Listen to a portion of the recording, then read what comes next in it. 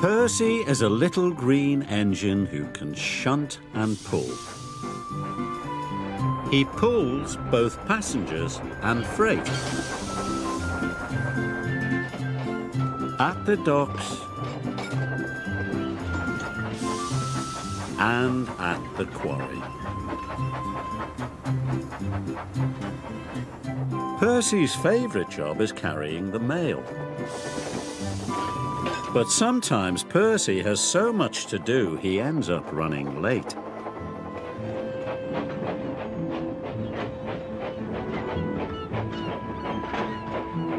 That evening, Percy arrived late at Brendam Docks. "You're late again, Percy," said the dock manager. "I will have to speak to the Fat Controller." Percy was upset. Percy returned to Tidmouth Sheds. The other engines were already asleep. Then Percy heard voices on the other side of the sheds. It was the Fat Controller, and he was talking to Percy's driver. Percy tried not to listen, but he couldn't help himself. "Percy has been late too often this week," said the Fat Controller. "He must go to the scrapyards tomorrow." "The Fat Controller wants to scrap me," gasped Percy. Percy worried all night long. The next morning the sun shone and the birds sang, but Percy was too upset to notice. "The Fat Controller wants to scrap me," he cried, "and all because I was late." "The Fat Controller wouldn't scrap a really useful engine," said Thomas, "and you, Percy, are a really useful engine." Percy felt better until he noticed the time.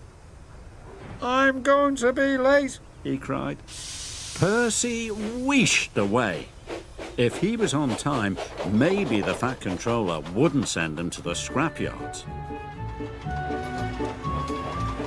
Percy's first job was collecting pipes from Brendam Docks. But when he arrived, Cranky was still unloading. "Hurry up, slow coach," wheezed Percy. "I must be on time." "I'll take as long as I like," said Cranky, and he went slower than ever. The moment Cranky had finished, Percy took off.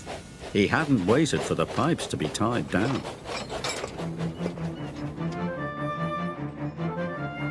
Percy rounded the bend. The pipes slipped and fell all over the track. But Percy puffed on.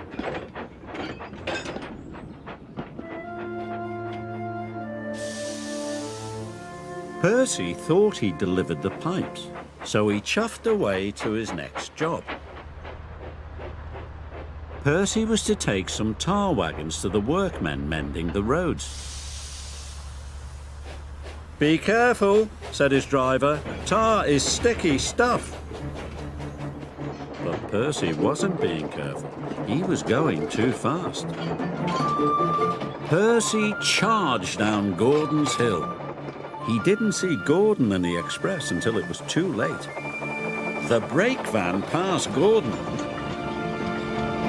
but the tar wagons didn't.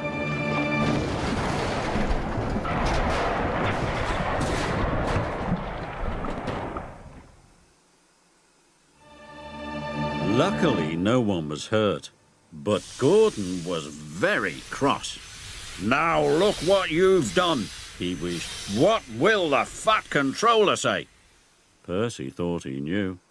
"Oh no," he cried. "I'm sure to be scrapped now." And so Percy decided to run away.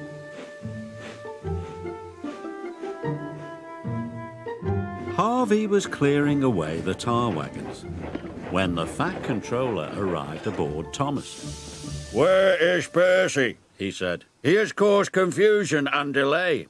Gordon didn't know. "He just left very quickly, sir." "He heard you at the shed, sir," said Thomas. "He thought you were sending him to be scrapped." "I think I need a word with Percy," said the Fat Controller. "You must all help me find him." And so everyone looked for Percy. They searched high and they searched low. They looked to and fro, but they couldn't see Percy anywhere. "What's to become of me?"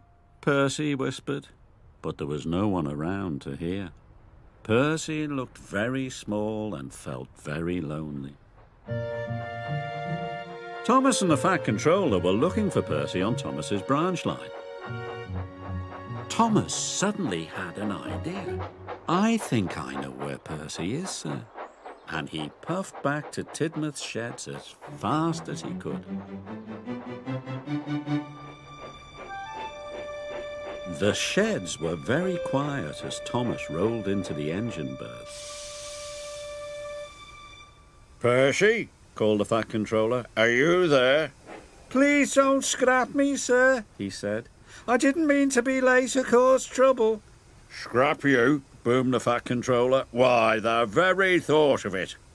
And the Fat Controller told Percy what he had really said. "I told your driver that you had been working too hard, and that was why you were late. I had decided, after taking some scrap to the smelters, that you were to carry the mail all week." Percy was as happy as he had ever been. "Do you really mean it, sir?" puffed Percy proudly. "The mail for a whole week? Thank you, sir." Percy couldn't stop himself tooting for joy. Thomas tooted too. It was good to have his friend back. So Percy carried the mail all week. He wasn't late and he didn't make a mistake. Not one. And Percy decided never to listen to silly stories ever again. Especially not ones made up by himself.